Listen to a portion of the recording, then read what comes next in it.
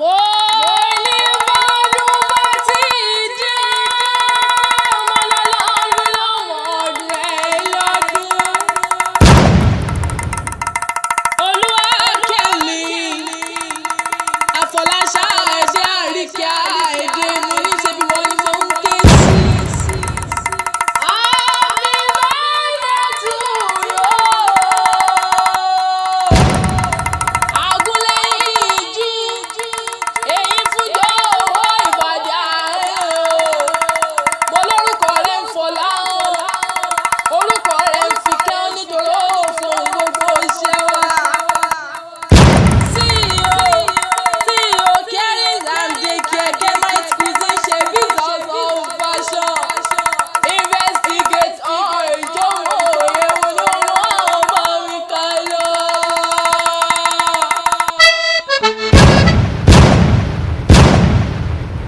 Happy birthday to you.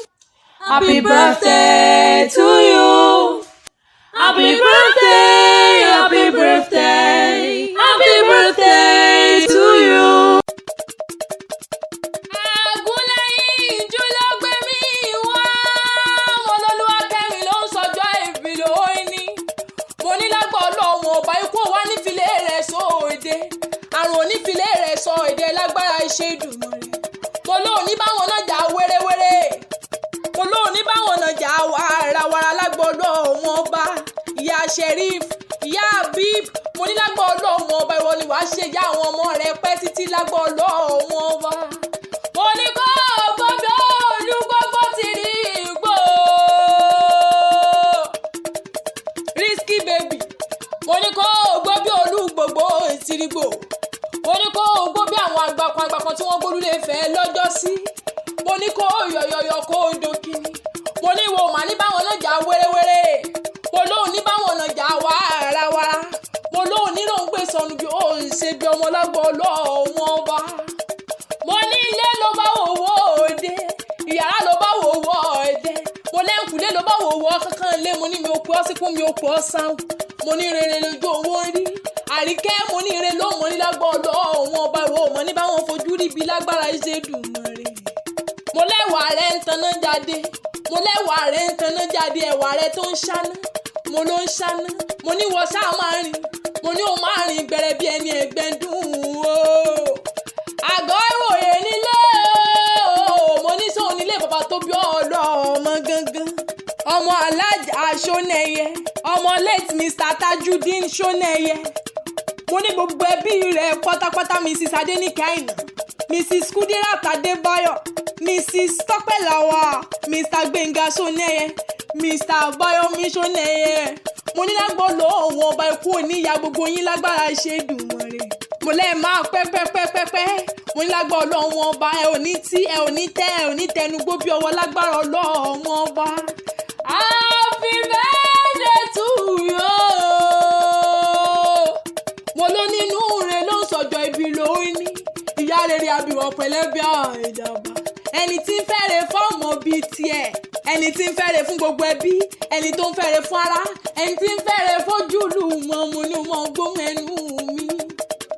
Mo léèyàn mi ní ọ́. Mo léèyàn mi ní ọ́. Mo lólúwakẹ́mi. Mo ní lágbà Ọlọ́run ọba ẹwà rẹ̀ wá ní sámálámálá lágbára iṣẹ́ Èdùmàrè. Mo ní jẹ́ ń sáré ṣe wéréwéré. Mo ní jẹ́ ń sáré ṣe wàràwàrà jẹ́ ń jíṣẹ́ tó ràn mí. Ọmọ alágẹmọ mẹ́rìndínlógún ọmọ olówó òjòyè méjì kó tún retí ìkeje. Ọmọ ìsìn lóye ń joyè. Ọmọ òjòyè kóyè ewu níjẹ. Òjòyè tán olóòjòyè tán mo gbọ́ sí jẹ gbèsè ilé bàbá tó bí ọlọ́mọ gangan. Ọmọ daṣọ wálẹ̀ bí òyìnbó ni wọ́n níran bàbá tó bí ọlọ́mọ gangan. Ọmọ Àtàbàtúbú àlejò tó ń so nílé dàródàró. Ọmọ lọ́dún joyè ọmọ olóbì kan wọ́rọ́kọ́ tí ń lẹ́gbọ̀nà nílé bàbá tó bí ọlọ́mọ gangan. Mo ní èyí tó bá jẹ́ tẹni àwọ̀ sápò ẹni èyí tí ò sì jẹ́ tẹni àwọ̀ sídú. Mo lẹ́ranko búburú aró òun mú jẹ́. Ọmọ balógun dòdò ń dá wà. Ọmọ onílé ńlá. Ọmọ olówó ńlá. Ọmọ dòdò ń dá wà. Ọmọ agẹṣin lọ́sàn-án. Ọmọ agẹyàn gúgúrú lórílé bàbá tó bí ọlọ́mọ gangan. Mo ní tẹbí wọ gangan lọmọ alóhun tó yìnbó òní nílé bàbá tó bí ọlọ́mọ. ọmọ ọwọ́ ọmọ ẹkùn ọmọ onídọ̀fin ọ̀rọ̀rùn ọmọ alára tí ń dára mo lára ló máa máa dá àríkẹ́ àrà ló máa máa dá o mà ní báwọn dáràn o lágbo ọlọ́run ọba mo ní ṣeré wà ní báráyé nínú lágbára ṣe dùn mọ́ rẹ̀. àgúnlẹ̀yìn ìjọ ìfúnjọwọ́ àríkẹ́ ìbàdí àárín o mo lé ìfúnfẹ́nu rẹ̀ a máa dá a lọ́rùn a máa mú kọ̀ọ̀kan wa gbóná yáyá ó dá aláwọ̀ bí àṣẹ̀ṣẹ̀ yọjọ́ ó dá aláwọ̀ láì fi tí ìpara ṣe mo lọ́mọ dára ó dẹjọ́ ó dára ó dá so ó dára ó kọjá apá àǹtí ẹ̀yọ́ mo ní o máa yan mo ní o máa rìn mo ní ṣe bólúwa lódìrí ẹwà fákùkọ mo ní ṣe bólúwa lódìrí ẹwà fún mo ní wo wọn ṣàkọlọ mo lágbàlá bàbá rẹ ni mo wà mo ní pálọ̀ bàbá rẹ ni mo jókòó sí mo lọ́mọ owó ní ọmọ ọlá ọmọ ọrọ̀ mo ní o mọ̀ ń gbóhùn ẹnu mi mo lá dá lóye bí òyìnbó ńlé bàbá tó bí ọlọ ọmọ gangan dá lóye bí ẹṣin ọmọ ìyún gorí àtẹwọlú o.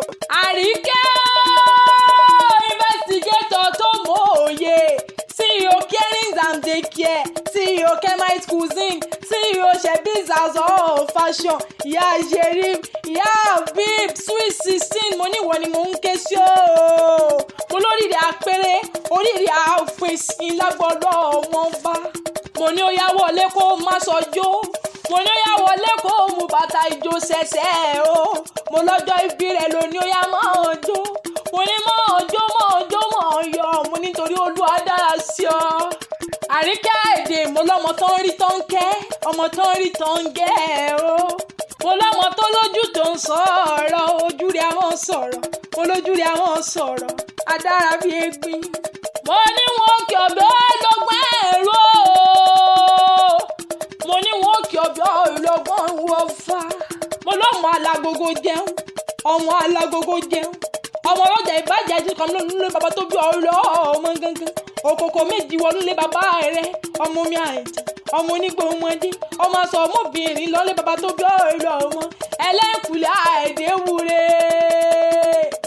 àríkẹ́ happy birthday to you ọjọ́ ìbírí oní onídọ́jọ́ kún fún ọlọ́gbọ̀ọ́lọ́ ọmọ ọba from T&K Voices we wish you happy birthday oh long life and prosperity oh.